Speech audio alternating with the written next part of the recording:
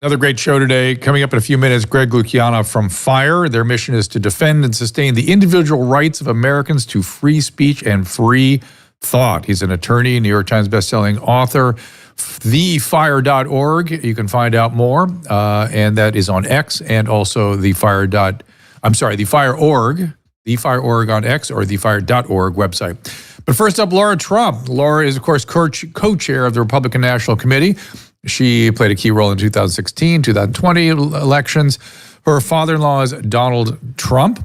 She worked previously as a CBS producer at Inside Edition, and then also at Fox News, where she was a contributor. Got lots of hobbies, and she's a very busy person. You can follow her on Rumble, Lara Trump. You can follow her on X at Laura Leah Trump, Lea. And watch her podcast or listen at The Right View. You can hear it at therighteView.com. Lara Trump after this. Our laws as it pertains to substances are draconian and bizarre. The psychopaths start this way. He was an alcoholic because of social media and pornography, PTSD, love addiction, fentanyl and heroin. Ridiculous. I'm a doctor, for sake. Where the hell do you think I learned that? I'm just saying, you go to treatment before you kill people. I am a clinician. I observe things about these chemicals. Let's just deal with what's real. We used to get these calls on Loveline all the time. Educate adolescents and to prevent and to treat. If you have trouble you can't stop and you want to help stop it, I can help. I got a lot to say. I got a lot more to say.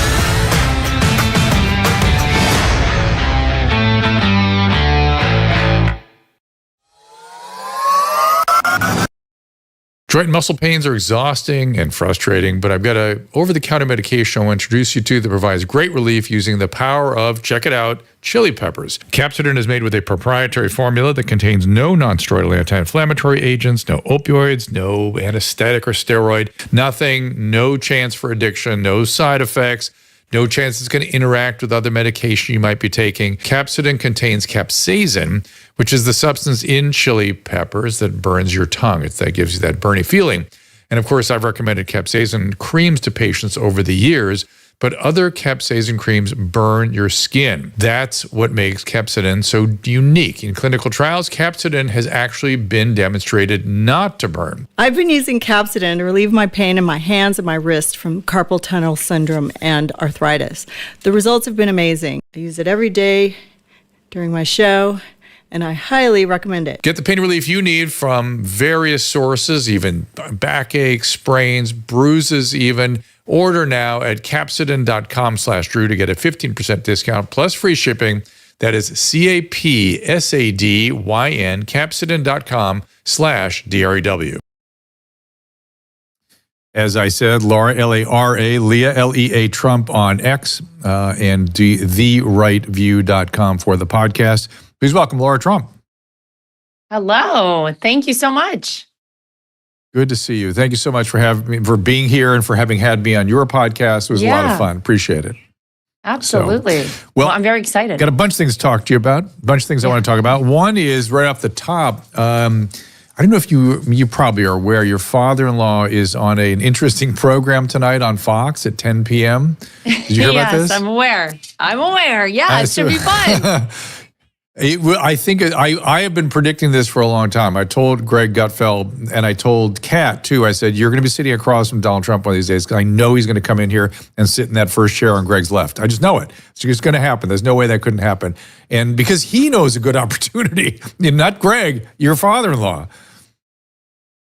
Yeah, and he's going to do it. And I love it. I think it's amazing. And I think it's really kind of refreshing for people, honestly, Drew, to be able to see a presidential candidate in these kind of forums. You know, you've seen Donald Trump do a lot of podcasts as of late, and to go on a show like Greg Gutfeld, I mean, Greg is a very smart guy and he makes a lot of great, astute points, no doubt, but that's a fun show. I've done that show many times myself. And I think the thing I love most about it truly is that people actually kind of get to know Donald Trump a little more and his personality.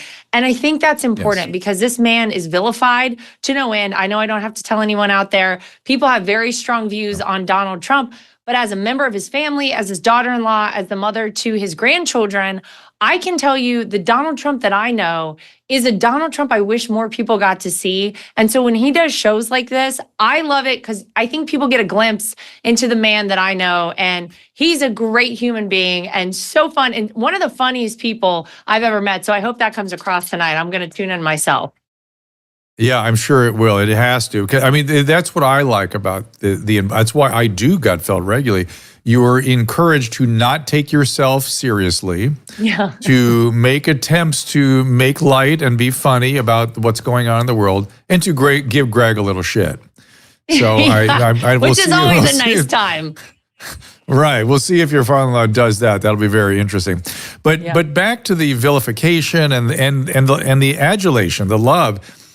I should be able to understand these things, but I frankly don't. I don't understand the extreme reactions emotionally that he creates, both directions, because I'm a moderate. I can look at both sides and go, wow, the amount of love that is generated, or it's almost, it's a dedication. He evokes these dedication in some people, and other people he evokes this absolute hatred. What do you think that is that he's able to generate so much emotion from people that should know better, frankly? But what do you think that is?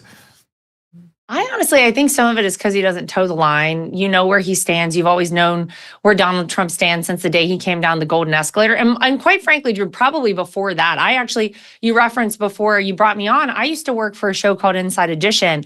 And I vividly remember so often whenever we needed a person to give us a soundbite on something, they'd be like, go over and get Donald Trump, which was odd for me because I wasn't even married for part of the time I worked there to Eric. I was just his girlfriend. And I was like, this is so weird.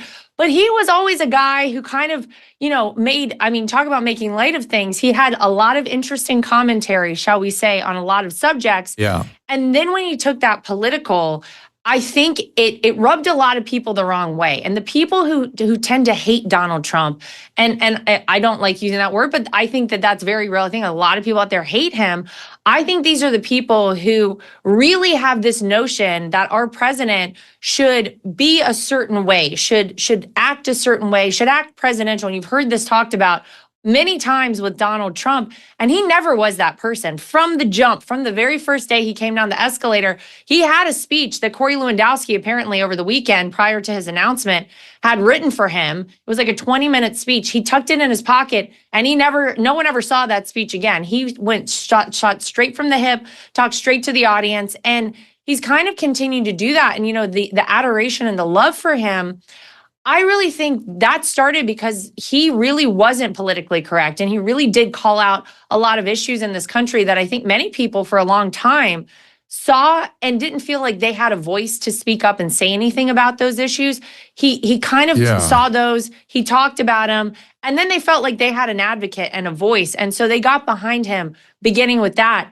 And unfortunately, I will say the mainstream media has been a player in so much of the hatred directed towards him. And I hate to see it as a family member, but I sometimes wonder, and I've talked about this with my husband many times, were I not a Trump myself, if I didn't have that last name and I didn't have any connection with this family, I can almost understand how if I had tuned into the wrong channel to get my information, I probably would have a totally different view on Donald Trump than I currently have. But being in the middle of it, knowing this man personally prior to politics, and really knowing his character and truly who he is, and seeing really what he's given up and what he's gone through, obviously I know that side of it. But I understand how people fall for the smoke and mirrors of the media. And they have fanned the flames of the hatred towards Donald Trump, there's no doubt, for 9 years now.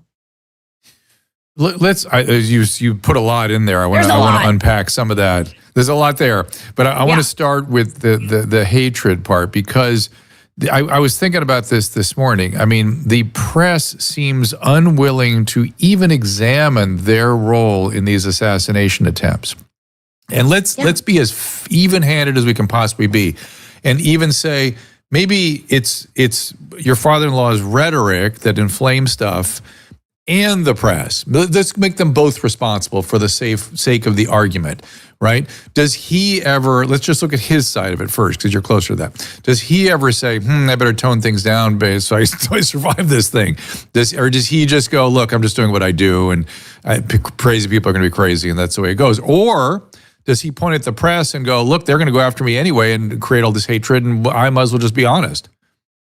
I think he's just true to himself. And when you talk about what people love about Donald Trump, that is one of the reasons they love him. And he would say these things whether he was running for president again or not. This is who he is, and he's very transparent, and he's got strong opinions and thoughts on things. And so, I can see people's point that, yes, he certainly likes to stir the pot a little bit. Donald Trump, don't forget, is a guy who, was not only a businessman, but he was this, star of the Celebrity Apprentice. He understands how to generate buzz and how to get people talking. Yeah. And that's a good thing whenever you're running for president. But oftentimes, I think a lot of the things that people get so bent out of shape over really get blown out of proportion. And a lot of things that he says truly get totally distorted. For example, the Charlottesville hoax, which even Kamala Harris in that debate last week referenced. Shocking. There wasn't a fact check on that. But that was totally debunked. What he said there was that there were fine people on both sides, people who had a point on both sides, except the neo-Nazis and white nationalists who he condemned totally. Those were his exact words. The problem is that whenever you want to make a villain out of someone, it's very easy to do. And having worked in television myself, and Drew, you probably know this as well. Yep. That's an easy task to make someone a villain, and they've done a great job of it. Yeah. Yeah, especially these days. Yeah, that is Snopes that debunked it. And now they've gone to the bloodbath thing, where he was talking about the auto industry. He's talking, he talked about the auto industry, bloodbath, and the auto industry. It was so clear if you listen to the entire, but these distorted, it all reminds me of that kid in front of the Lincoln Memorial. We call it like what do we call that? There's got a name. Yes. Where that Indian was sort of in his face a little bit. And when you look at the whole tape, it's like, oh, that is completely different than what it looks like. And it just feels so motivated, the way everything is distorted. I just wonder what's going on in news media. You come from that. What do you think that is? Your father really scares them? I kind of want to unpack maybe Howard Stern a little bit, because Howard says, I don't hate Donald Trump. I always liked him. He was a great guy, but I can't stand that he's president, and I hate anybody that votes for him. What is he talking? What does he hate? What is he worried about? And then he launches into a fantasy where, if the fantasy were true, why wasn't there some evidence of that during the first 4 years? And then they'll point at the January 6th thing. Aha, there it is. But I'm not that narrow in my view of things. Maybe I'm wrong. And I think, look, when you specifically ask what is going on within our news media these days, I think we've seen that we now have a 24-hour news cycle. Things have changed in our world. Everything is online. Everybody's got access from their phones right here to everything. And people are constantly searching for their next hit. It's like a drug to people. And it really is. You probably know better than I do. Correct. There's evidence to support that. People want 100%. The next thing. They want to have that soundbite that they can put out there, that they can generate buzz around, that's clickbait for people. And so whether or not they're being completely honest in what they're presenting to people, oftentimes a headline for a lot of these outlets has no bearing on what is actually going on, or what if you get in the meat of an article, if you actually take time, which most people don't, to read the full scope of things, you really understand, they just wanted me to click in here so they can have the clickbait. And I think that has changed things in a really frightening way for all of us in this country and I think around the world. And so it's so unfortunate to see that sort of thing happen. But it is the world we live in. And so because of that, we have to adapt. And, it's something that I think whenever I go to post something, I'm very conscious of it. I want to make sure what I'm posting is valid. But sadly, our news media doesn't do that. And look at how people don't trust them anymore for that exact reason. Speaking of adapting, how does Barron and Melania deal with the danger that Aaron's father, her husband, walks through every day. Is he up? I mean, his kid's a young person. Does he stay up at night worrying about this? Is Melania freaking out? How does that work? It's really scary. And to be honest with you, I think July 13th was incredibly upsetting, especially for Barron. To have the visual of that, I think was right? Awful. Of course. And just the blood. Oh my God. Yeah. Imagine your father. Yeah. Well, right. And my kids, I tried to shield them from it initially, but it's on a loop basically all day long on television, unless you just turn the TV off or, I put it on something that has nothing to do with news, which in my life, I need to know what's going on. So I watch a lot of different channels. It's really hard. So that one I think hit them very hard. Certainly Barron, I know. I think that was really tough for him. And whenever you come into a space like this, whenever you have a father, a husband, a father-in-law, who puts himself out there the way Donald Trump does, obviously this has always been in the back of all of our minds. I think that something like this could happen. But once it does, I mean, it just feels like we all got punched in the gut on July 13th. And then to get a call from my husband on Sunday that essentially he said they tried to do it again. I mean, and honestly, Drew, it doesn't feel like anyone's taking this that seriously. Everybody's kind of like, well, we moved on. Oh my God. They tried to it's kill weird. Donald Trump It's again. so weird. Yeah. It's so bizarre the way we are. I mean, the fact is we just kind of, I don't know how we do that, move on from everything. Yeah. We just go, oh yeah, the presidential assassination. Anyway, what's for lunch? And I'm blown away by this. And also, by the way, I was blown away by the lack of sort of, what should we say, transparency that went on after the first assassination attempt. Like if that had been any other, I mean, after the Reagan assassination attempt, there was news conferences 3 times a day and updates and all kinds of things. And don't hold your breath on that either. Yeah. I mean, the fact that we're 2 months out, plus over 2 months out from that, and we still have no answers. And I mean, Richard Blumenthal himself, who's no fan of Donald Trump's, came out, I think last week and said, hey, when America understands sort of what we know, at least Congress knows at this point, people are going to be horrified by the failures and the missed, everything just missed by security. But we still don't know anything, Drew. And what does that mean? It leads me honestly to think that there's something bigger at play. And I don't even know what that means, but it's very frightening. I think constantly about the safety. It's funny. You're in the middle of it. If anybody should see it should be you. I thought you were going to tell me what the bigger thing is at play.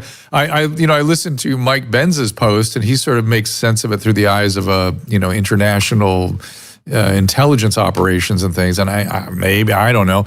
But and my fear is that Blumenthal is going to present his report, and everyone's going to go, "Oh well." Anyway, again, what's going on in Russia? So, let's move on. Exactly. It is weird, isn't it? It's truly an odd time. I know you're involved. We mentioned this when I was on your podcast, TWC, the wellness company. This one again. This makes me think about how we need to prepare ourselves all the time. Oh, by the way, we have kids' kits now too, so your kids can be covered as well. Back to the idea of somebody advocating on behalf of the average American or people that like Donald Trump. You know who really kind of nailed that? I don't know how you feel about it or how he felt about it. But of course, Matt and Trey at South Park just kind of nailed it, and it was Randy. It was Randy. I don't know if you remember this episode, it was a while ago, who was like, "Hey, he sounds like me. Yeah, he's like me. Hey, he feels like I do. I'm going to vote for that. He could represent me." But it's even deeper in the sense that people feel like they need protection right now, like they're not being represented or something. It's an odd thing that all these people are feeling left behind. And I would argue that young people feel that way more than anybody so much of the time now. Yeah, absolutely. Well, take a look around. What's the trajectory for people? I mean, I think about how hard it was for me when I got out of college. It was a really tough time to find a job, and I struggled with that. And how was I going to make it happen? What was I going to do? I mean, to be honest with you, Drew, the fact that my last name is Trump is mind-boggling to me because none of this was ever planned. It's all kind of wild, but It is a tough time. Our economy's not great. It's hard to save any money for anyone. You might want to think about buying a home one day. Home prices are twice as high as they were when Donald Trump was in office.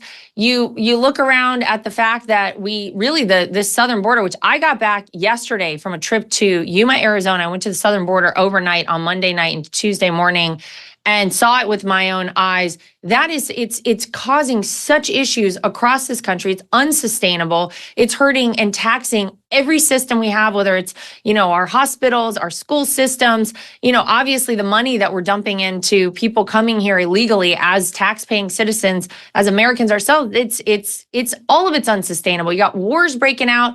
People are worried, we're going to find ourselves in World War III. So yeah, it's a really scary time, I think, to find yourself as a young adult and someone who may be voting for the first time. And actually, if you go back and look at the polling, before Joe Biden made his very graceful exit on X from this race, Donald Trump was beating Joe Biden handily with 18 to 24-year-olds. That's a demographic that really Republicans have a hard time with. But I think it's because people took a look around and they said, I don't know that I can make ends meet like this. I don't know that I will have a better life than my parents. And as human beings, it's innate. It's part of our nature. That's what we want to leave better life for our kids than we currently have. And a lot of people don't feel that way. Yeah, I was just thinking, I completely agree. I agree with you though. And I was just thinking about your father-in-law's, how he avoids feeling frustrated and angry and defeated. It's just weird. It's just so much comes at him. He just keeps walking. Yeah. And you think about it too. He didn't need to do this job. There's the famous Oprah Winfrey interview with him back in the 1980s. And she asked him, would you ever consider running for president? And it's so funny because I look at that video and I actually see my husband's face when I look at that video. He and my husband look very similar because they're around the same age, I think, of that interview as my husband is now. But he says, only if things got so bad that I felt I had no other choice. And I really believe he thought that we were in that spot in 2015, going into that 2016 election. And you look at what they put him through for that campaign. He won, and we naively in the family, I think, because we were all new to politics, thought, okay, well, he's won now, it's done. Then, people will treat us fairly. They'll treat him fairly. Everybody will get on board and want the president of the United States to succeed because that means the country succeeds. And how wrong we were. People, of course, came after him immediately. The Russia collusion hoax. He got so much thrown his way. He's gotten impeached twice. He's had 4 indictments, a mugshot, 34 felony counts. The fees on these ridiculous lawsuits, $500 million nearly from Letitia James, the $92 million from a woman he never even met, and 2 assassination attempts, Drew. And yet this man, and of course he's lost zeros off the back of his net worth, and he continues on. I think most people, one of those things, they would have said like, that's it, I'm packing up shop. But I really believe that there's a drive in him that I don't even know. I don't even know how to explain it. I really do think that he believes he is the only person who can do the job necessary and do the job that this country needs right now. And he's determined that, no matter what they throw at him, he's not out of this fight. He's fighting for this country. And I have to give him immense credit and respect. I gave a talk at the White House a few years ago. It was during his administration. I've been at the White House for almost every administration. And I happened to be back in a green room when he came through unexpectedly. And I just said, and it was during the second impeachment. I said, are you okay? How do you deal with all this? He was like, it's nothing. Like, it's whatever. I was like, wow, I can't do that. I'm not composed that way. And I've heard him say several times that he must be different than other people. He must be made differently. He sort of thinks of himself that way, which is kind of comical, but good for him. A lot of good memes come out of that. Yeah, I know, exactly. I'll tell you what I want to do. I got to take a quick break here, and then I want to talk about election integrity and the things you're doing to try to protect the elections. First I heard of this plan was from your mouth, so I'll be interested to hear how that has evolved. Before we go to break, did you also work on the Insider in addition to Inside Edition? No, just Inside Edition. But they're often Wasn't confused. it called the Insider? Was it called the Insider? Yeah, it was called the Insider, I think there was right? a show, yeah. Yeah. Yeah, I used to do that show once in a while. It was sort of a little panel show, and I don't know if you remember that. I think you guys reported on this. Remember when Gary Coleman was being accused of abusing his wife or whatever she was? I think it's her fiance or something. And they had all these psychologists and body positioning experts. What do you call them? Body experts. And they were going to look at the veins popping out on his head. There's something, look at the anger and the hostility and the rage towards women. And I took one look at him. I said, this is a medically ill person. There's something medical behind all of this. I guarantee it. And I went, and his people heard me. You could tell by his body language. I could see this was more than psychological problem. And I went into his people called me and said, would you go on the Insider with him and make the case? And so I went in there. Lo and behold, that kid, he was in, he's in end-stage renal disease, been for years.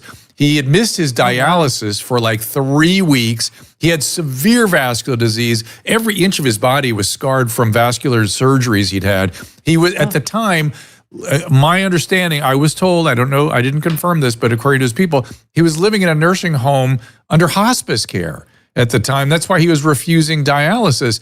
And his electrolytes, everything was super crazy. And so we went out there, and I was going to build, I was still, this kid is sick. He's like really got medical problems and things. And Lisa Bloom came up on the screen and started yelling at him. He doesn't care if you're sick. You can't treat women like that.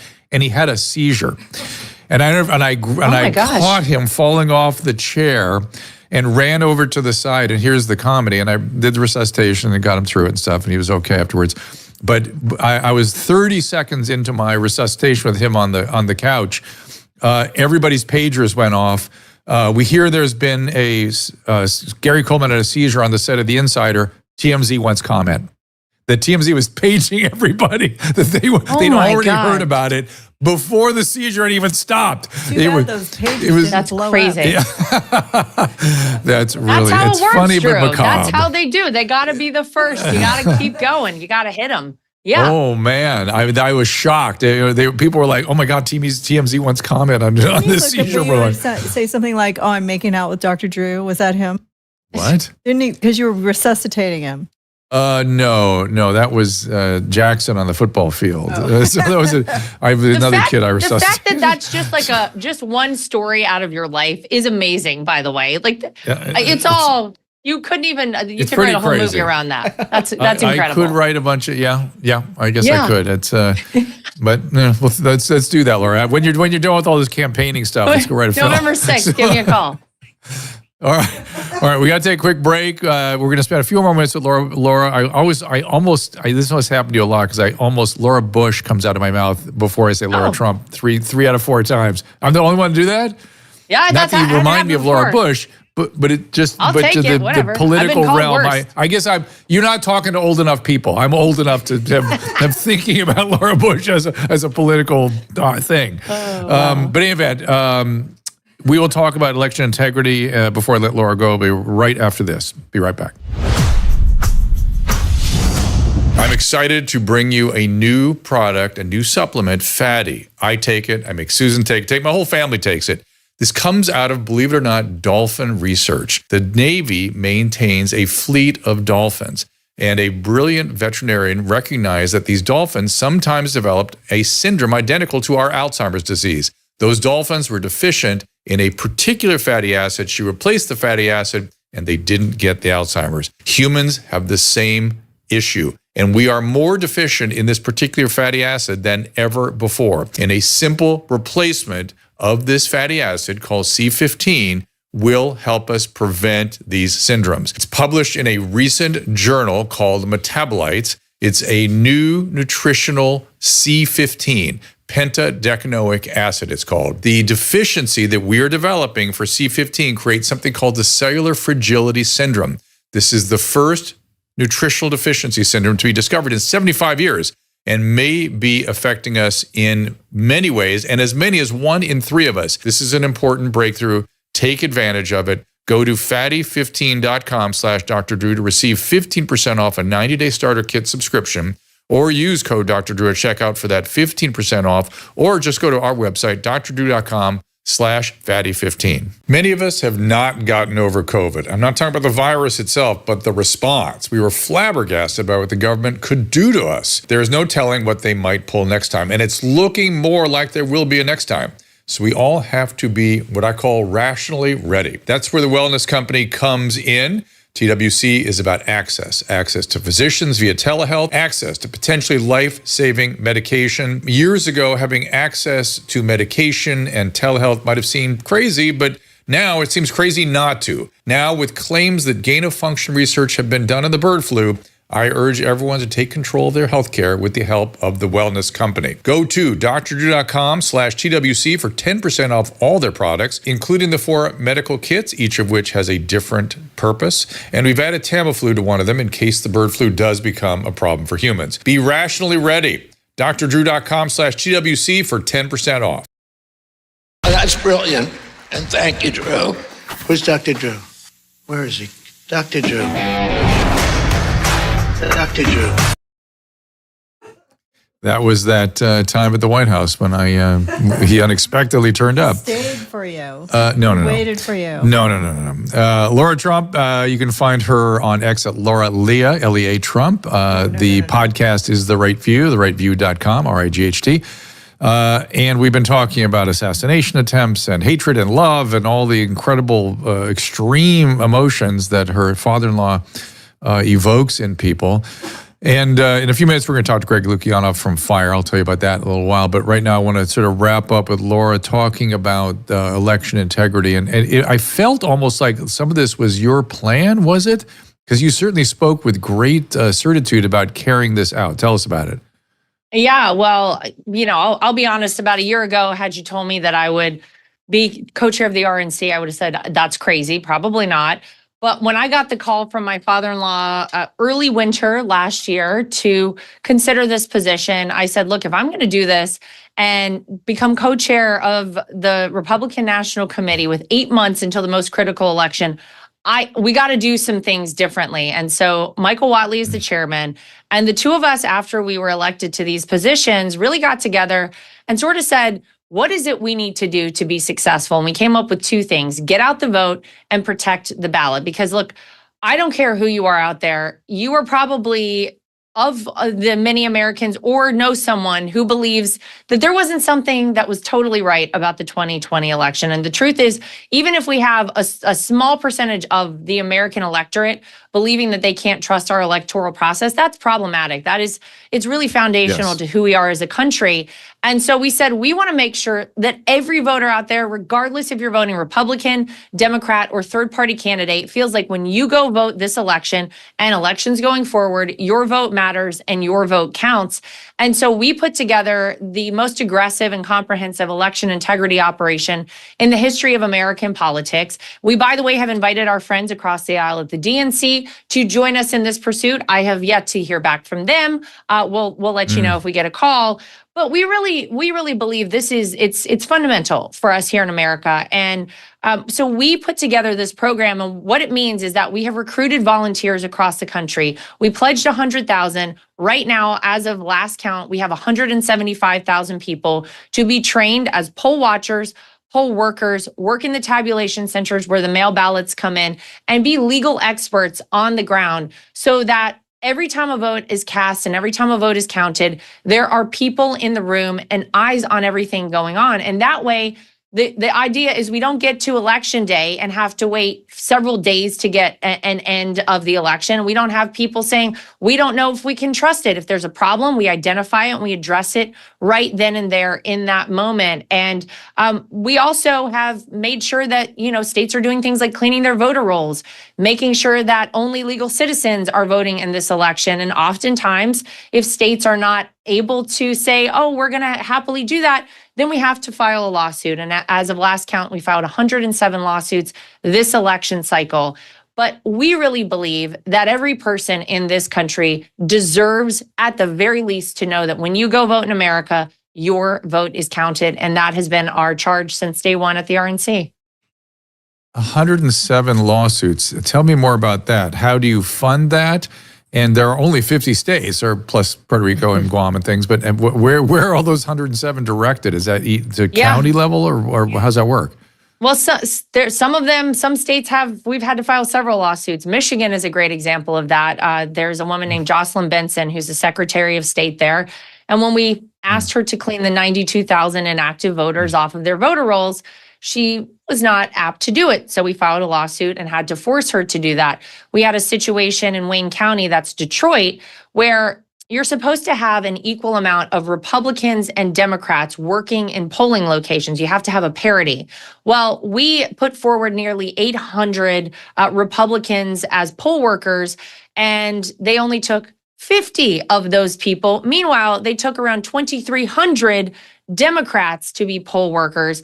And so we said, this is not fair. This is not right. You have to have at least a similar number of Republicans and Democrats in these polling locations. So whether it's a state like Pennsylvania, where they recently wanted to take dates off of mail ballots, and we sued to make sure they keep the dates on so we can know that that's a ballot we can count in this election, or head out to Arizona, where they were registering people without confirming that they were indeed United States citizens.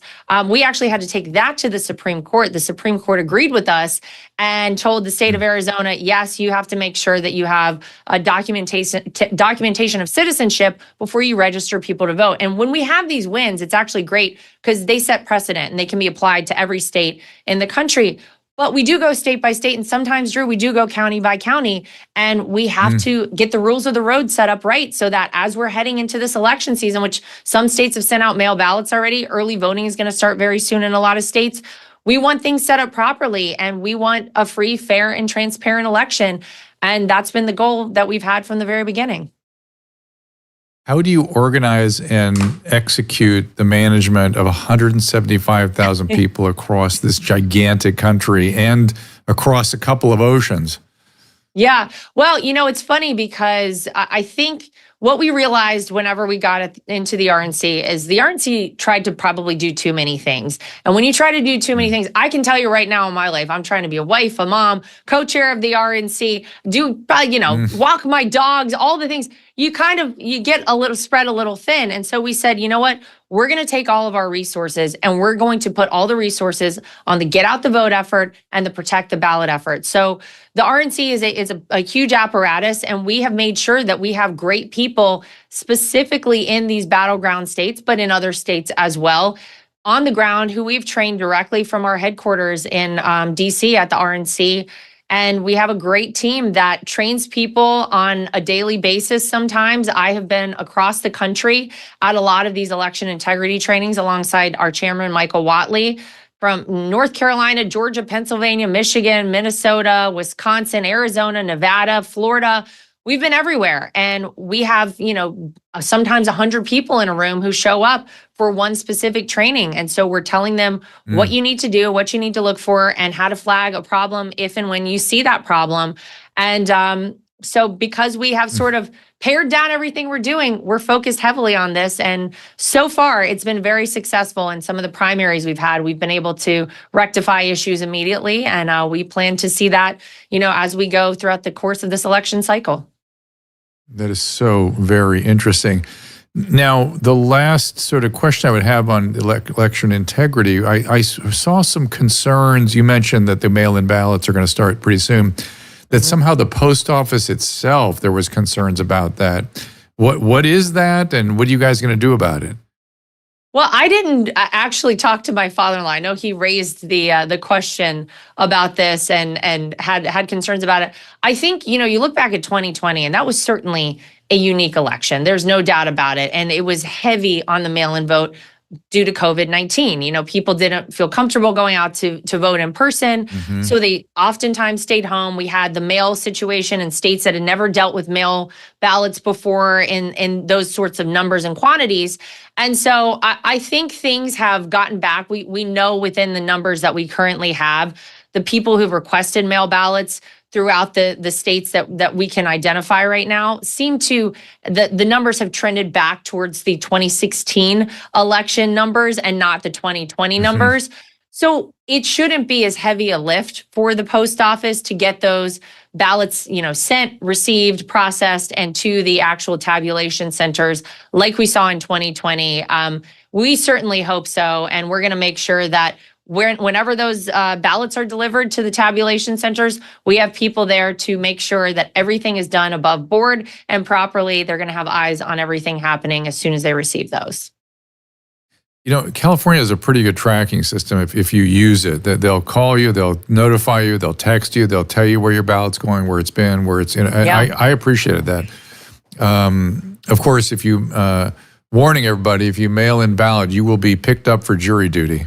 That seems to be that seems to be how they find you and send you in for jury duty. So if you don't want to do jury duty, do not do a mail-in ballot.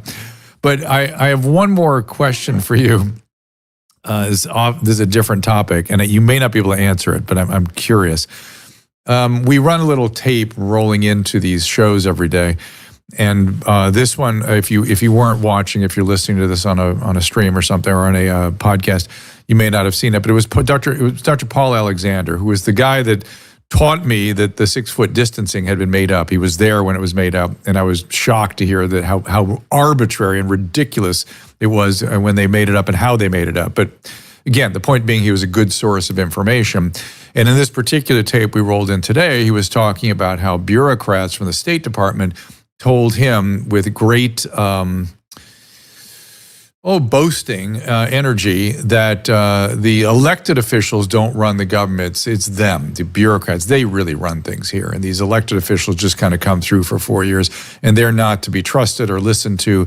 That was a disgusting thing for me to hear. It really was so disturbing, so contrary to the basic principles of what we're supposed to be in this country. And a lot of things these days seem to run contrary to what I understand to be the basic principles of how we operate. But what do you know, what does your father-in-law plan to do with that? I feel like that's the swamp he's talking about, or am I wrong? Oh, that's the swamp for sure. And that's the exact reason that the swamp seems to have done any and everything possible to keep Donald Trump out of that White House. See, I feel like normally they at least have some ability to control a lot of the politicians in DC, all the way up to the president of the United States, I would argue. But Donald Trump's a bit of a different character for them. And when you have no ability to control someone, that is a threat to you, to your existence, to the way the system has operated in perpetuity.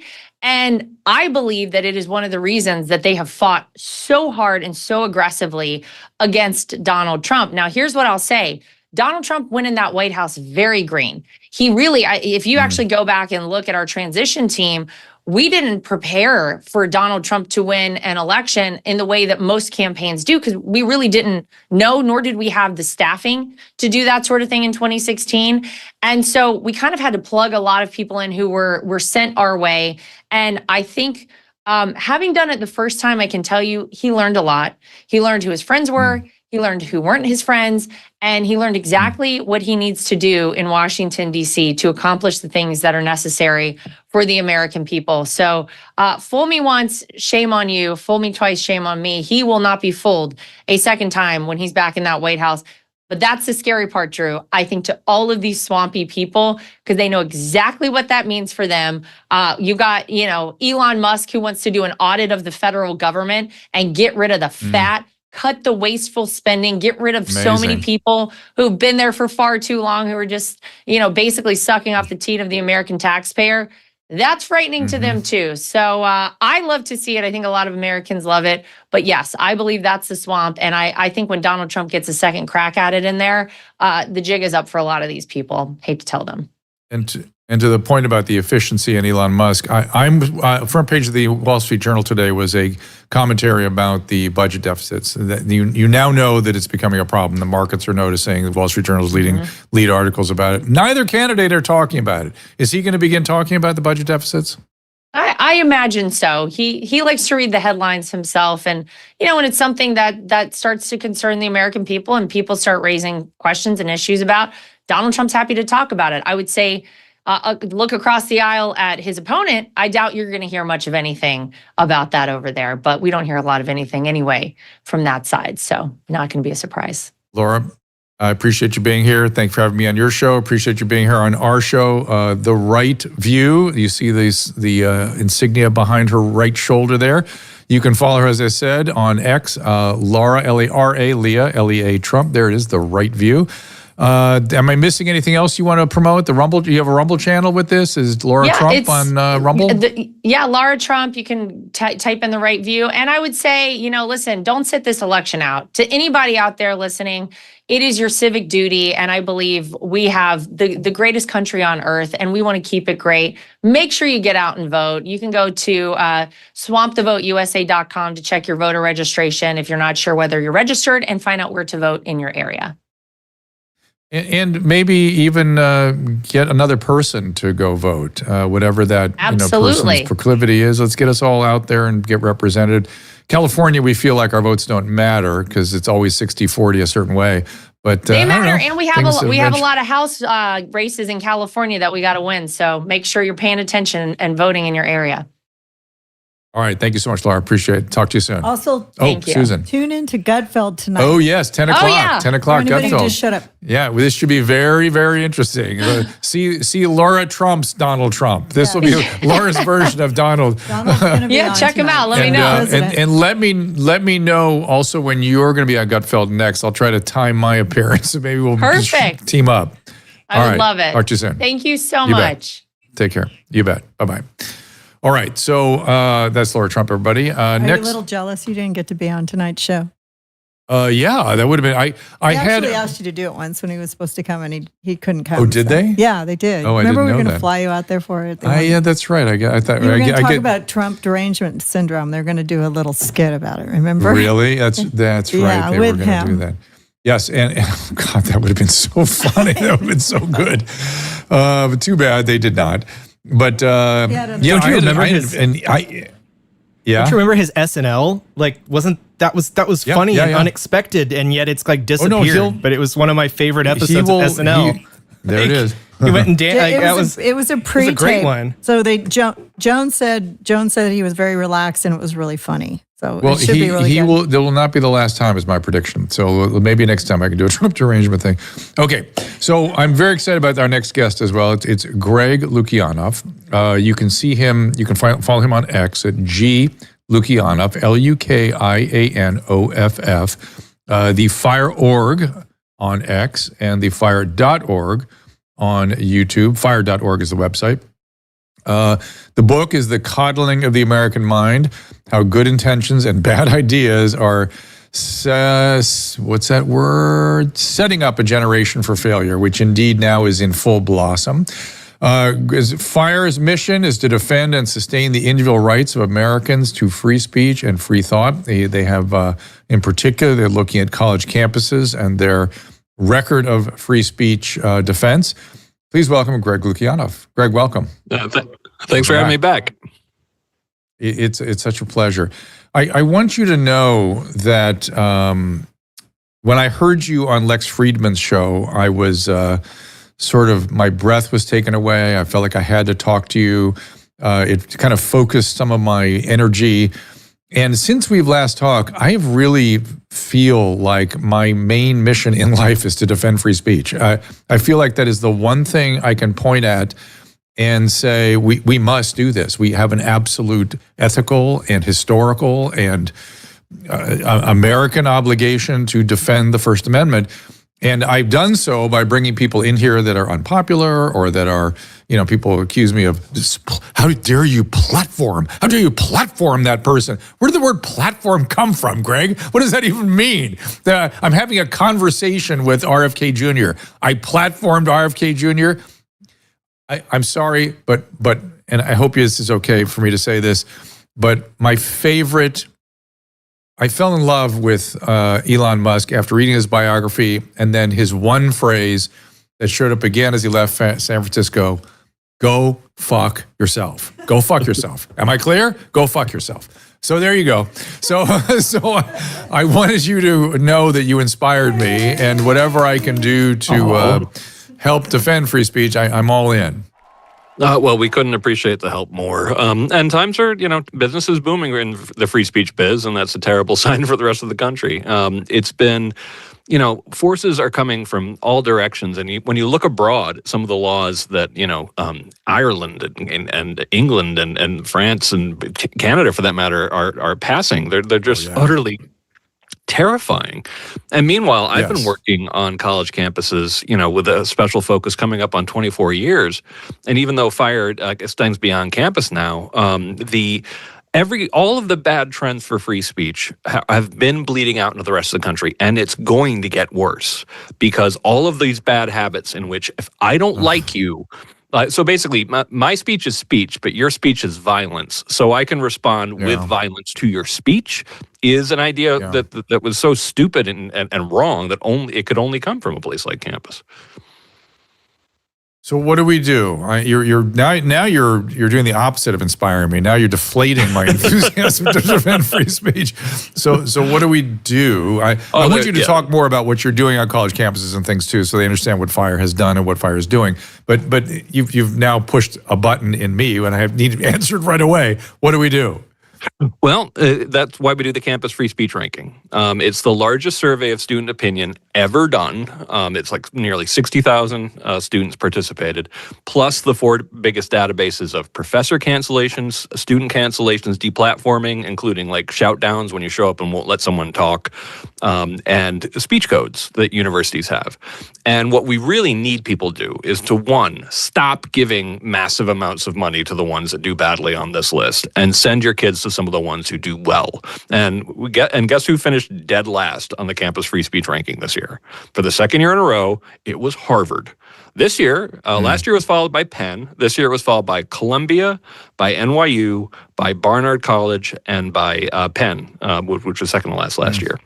And instead, send your kids to UVA, which finished number 1. Send them to University of Chicago, because a lot of places are actually not all is not lost in higher ed. I think for some of these institutions, they need a real hard slap in the face. They need to know that I'm not even applying to your school because I've heard because it looks like such a nasty place to go to school. Because they need to be forced to reform.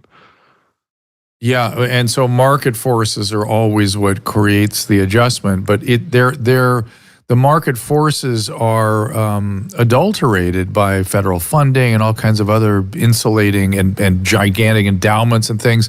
How do we break through all that? Well, universities are very worried about even when they become perpetual motion machines, when they have so much money in the bank that they could kind of keep going forever, they still really care about their reputations. And this is something that started happening back when Coddling the American Mind came out, is business leaders from all over the country started saying to me and John Haidt in private that I don't even hire from Harvard anymore. I don't even hire from the Ivy League anymore because the students they're sending me are just they're too intolerant of other people's opinions. If I have a genius IT guy who might be vaguely Trumpy, they want me to fire them. But they would never say that out loud. And now business leaders are starting to say, listen, I don't even so much care about whether or not you even have a college degree, as long as you can show that you're smart and can actually play nicely with other temperamental geniuses who are actually exactly the kind of people we want to bring to this firm. Gosh, I realize I'm hearing a more scary kind of sort of concern on behalf of business leaders, which is they don't want to hire young people. Yeah. Because they're all coming in with this same kind of thing. And how do we, I guess, for young persons, market forces will adjust them. They will adjust because then on an individual basis, it seems to me that if you can't get a job because you're a certain way, then you will eventually adjust. Yeah. Yeah, and you always point out, the temperamental genius. So the difficult people in history are oftentimes a lot of the most brilliant. But I wrote something in the Hill that was 1,200 words with 24 different potential solutions for things that could actually be done to help higher ed. But one of them, honestly, is fewer jobs should require a BA in the first place. There should be alternate ways to show that you're the best and brightest. That the federal government has to actually start saying, wait a second, we've been giving them all this federal money, and every year they grow the administration and the bureaucrats bigger and bigger. And by the way, the bureaucrats are the dominant. They're worse than the students. They are the dominant threat to free speech and academic freedom. That has to start shrinking. Yes. Is it? Not yet, because there's no meaningful pressure. A lot of these schools, like Columbia, it seems kind of like a train wreck, and it's still going to charge $90,000 a year next year. How do they, again, speaking of market forces, how do they, so few students actually pay. There's so many other ways that these things are paid for other than out of somebody's pocket. And somebody for whom it is out of their pocket, they're not going to pay that for that. Yeah. Well, in a lot of cases, I think it's something like half of students don't pay that, but half of students do. So there are actually an awful lot of students paying that ridiculous amount of money to go to this school where, honestly, you want to give me $90,000? I promise you I can educate that student for that year a lot better. Oh my gosh, yes. And especially with all the online courses and the Austin things going on in Austin and stuff, there's so many great alternatives now. And by the way, they're failing in terms of teaching their fundamental sort of objective, which should be to teach minds to ascend to some approximation of the truth. Yeah, and they're not doing.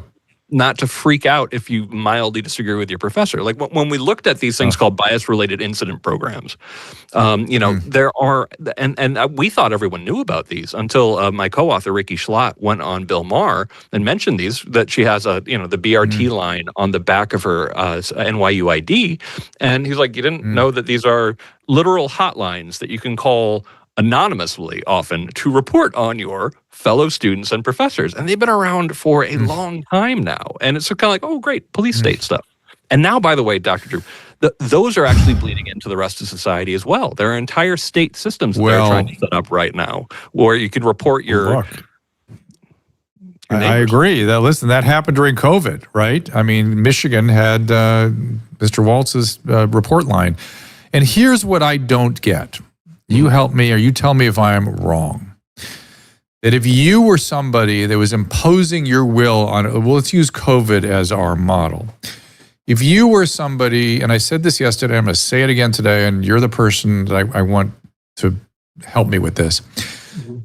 If you're the person that is imposing your will on somebody during COVID, telling them to mask up between bites, and you become emotionally energized by somebody not cooperating with your demand that they mask up between bites, or you're the person that calls the Michigan helpline or report line to rat on somebody for having a barbecue or whatever, or having a dinner party. You and if you're the student that calls the line on the back of the NYU card, what's called BRT line? What are they called? Yeah. A bias-related team is what that stands for. Okay, if you're that person and you do it with intent to get what's the word I'm looking for? Compliance. If compliance is what your goal is, you would be a prison guard in 1939. 100%. You would be a prison guard. That's you. If you were younger, you'd be a Hitler Youth. If you were older, you would be part of the God knows what. But you would be a prison guard in Nazi Germany because that's the impulse. That's how an average German became that. Like you. You, the person calling those lines, imposing your will for compliance. You would be a prison guard. And people need to understand that. Not the person you're imposing your will on. That person is just trying to live their damn life, and actually rationally, because masking up between bites makes no sense whatsoever. And you are imposing your will. And that makes you should stop and think about yourself, and you should freaking never do that again. And yet, this doesn't seem to be getting through. Help me with this. Yeah, no, I'm constantly sort of giggling at the humor, and sometimes in this, because a lot of the activists on campus, they use sort of like these rhetorical technologies to like win arguments without actually convincing anybody, just to scare them. And calling people fascists is one of the things that a lot of these activists do. Racist, fascist, whatever. Yeah. But you always have to point out, okay, so you believe in a supreme state and centralization of power.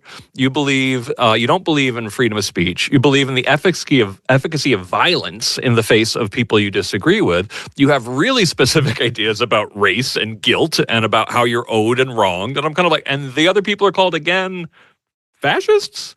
So it's one of these things where there's, I mean, they call it the iron law of projection. Like essentially, like it's one of those things where trying to figure out ways to have some of these arguments just kind of wash over you, to be kind of like, okay, fine, name calling is the way we're actually going to handle this. But when it comes to, one of the things that has to happen is every single time there's one of these shout downs on a campus, or for that matter, there's violence in response to speech, as happens, every semester now, those people have to be expelled. They are a threat to freedom of speech and academic freedom. They're not, misguided people. They're acting like, fascists. And why they can't, my consternation is, oh, good. Newsom just criminalized posting of AI political memes. Excellent. Well, you want to see our local fascist leader? He's alive and well. And his attorney general just has on the record, I don't know if you've seen these tapes of him just going, just comply, just comply. That's the attorney general of the state of California. Just comply. Yeah, California is full of a lot of great ideas for a while now. And it's kind of like, the joke is sometimes that the worst ideas come out of California and they end up law in the European Union. That's really interesting. Or Canada. That is interesting. I feel like I've been watching the French politics very carefully because I feel like they're kind of waking up and they're trying to balance things, and they're intellectually honest in their conversation about things. Some of the leaders are nutty in terms of what things they've said and the sort of positions they've taken, the political rhetoric they're using, sort of, but it looks flimsy in the face of the work that the press actually does. The press really questions them and comes after them and reasons with them and spends time talking about it. And I just feel like, I don't know if you see what's going on over there, if you think that could be beginning of a solution. I don't know. I'm hoping. The French have placed such an emphasis on centralized power that I think they're going to have a hard way pulling themselves out of this. But you never know. I mean, and that's one of the problems. Both my parents are European, and I spent a lot of time over there, and I see this kind of statist illusion that essentially, like any social problem that you have, it has to be solved top down. Mm-hmm. One of the reasons why America is so resilient, one of the reasons why, despite being in California, Silicon Valley is still kind of the envy of the world, is because it's very much a bottom-up kind of solution. And freedom of speech is the ultimate tool of bottom-up societies. And that's one of the reasons why the people who want us to be a top-down society, whether they're in Europe or here, they want to crush it. So what are you doing to spread out your tasks to start calling people on the carpet, so to speak? And what does the average person need to do to help you?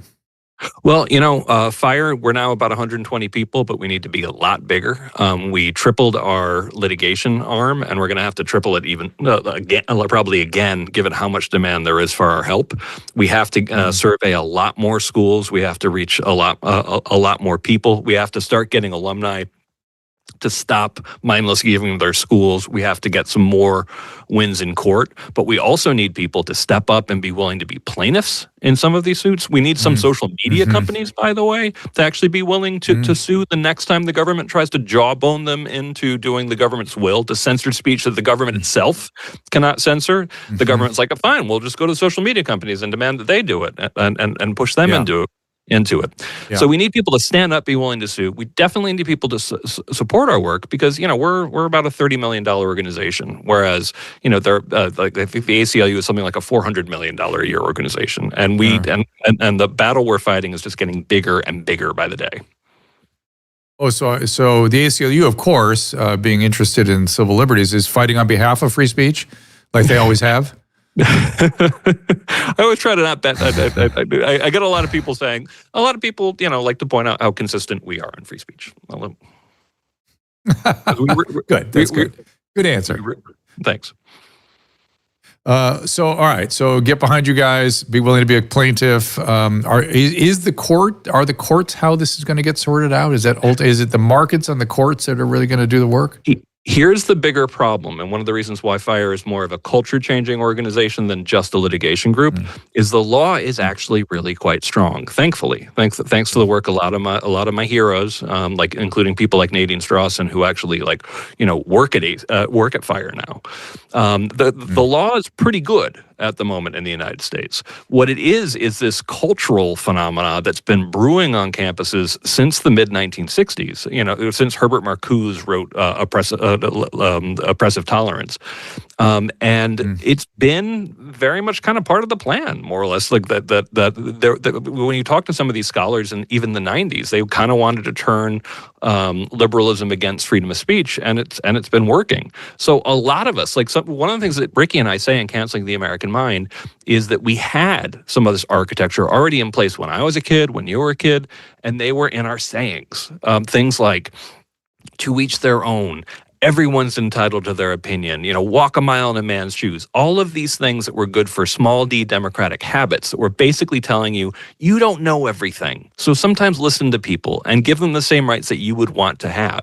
So a lot of it's got to come down to individuals, to families, to people actually even being willing to stand up for opinions from people they hate, but then demanding that they do exactly the same thing the next time someone they hate gets in trouble.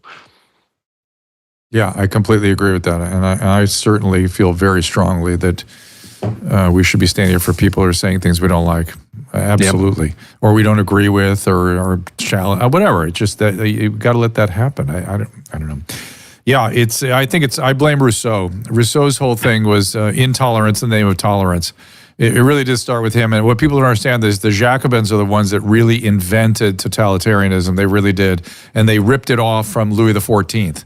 Who at least had a monarch at the head of it. I share your hatred of Rousseau, and it all started with him. Hegel made it worse.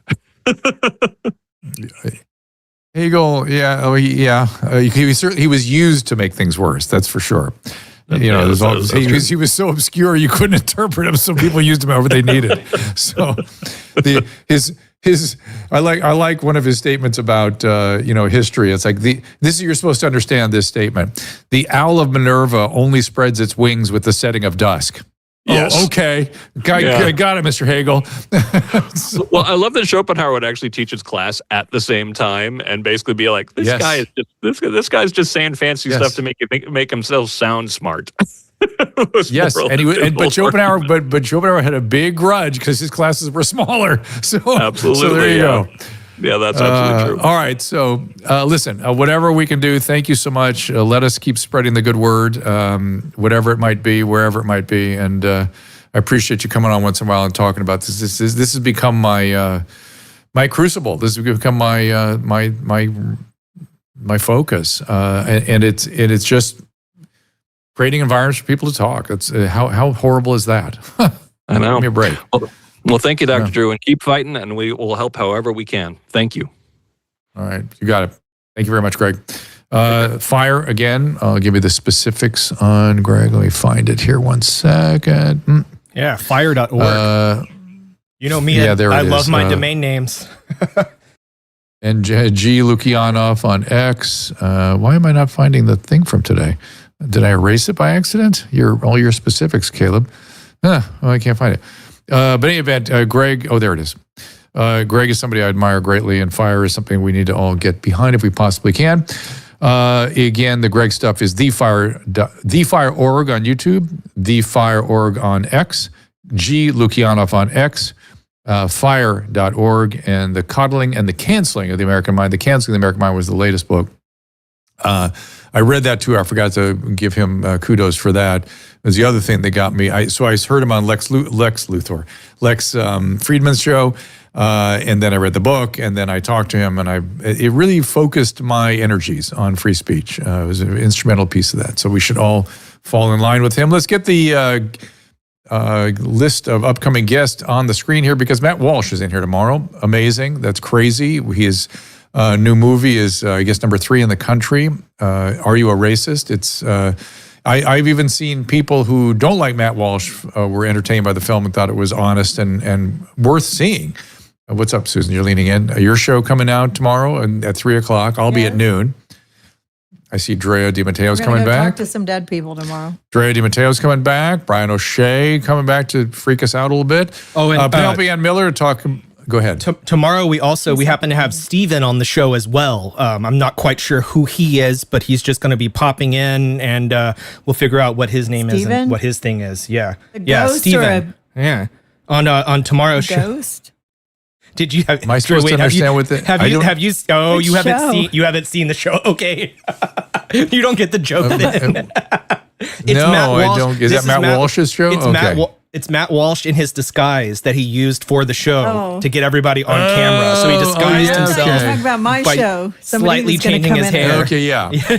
It's so funny. I saw him. I've seen a lot of footage of the film, and he just looked like Matt Walsh to me. I couldn't believe nobody I know. How did they not identified him. It's recognize him? Yeah, I know. It's weird. It's like James O'Keefe. Penelope Ann Miller to talk about the Reagan film, Dr. Scott Atlas on October 16th. We will be coming to you from New York City next week, but do be with us here tomorrow. Yes, follow updates, Ask Dr. Drew on all the platforms. Caleb, anything else? Did I leave anything out today? It was a really interesting program today, I thought. No, As we have always, some you guys great do stuff such a coming great up. job. Great stuff coming up. All right. Thank you, everybody, for being here today. Wait, let me look at the restream. No, my restream shut down for some reason. Ugh, I don't know why it does this. And then it asks me if I'm a robot. Oh, there it is. We're back up. You guys are talking about Bill Maher on the stream here on the restream. I don't know why. Lara Trump. Let's see what you guys talk about over in the Rumble Rants. Steven. A lot of Steven reactions there. All right, you guys, thank you so much for joining us today. I'll be, as I said, in at noon tomorrow with Matt Walsh, and then Susan is in at 3 o'clock with her program with Brian O'Shea and Drea Mateo coming back. So be there. We'll see you then. Ask Dr. Drew is produced by Caleb Nation and Susan Pinsky. As a reminder, the discussions here are not a substitute for medical care, diagnosis, or treatment. This show is intended for educational and informational purposes only. I am a licensed physician, but I am not a replacement for your personal doctor, and I am not practicing medicine here. Always remember that our understanding of medicine and science is constantly evolving. Though my opinion is based on the information that is available to me today, some of the contents of this show could be outdated in the future. Be sure to check with trusted resources in case any of the information has been updated since this was published. If you or someone you know is in immediate danger, don't call me, call 911. If you're feeling hopeless or suicidal, call the National Suicide Prevention Lifeline at 800-273-8255. You can find more of my recommended organizations and helpful resources at drdrew.com/help.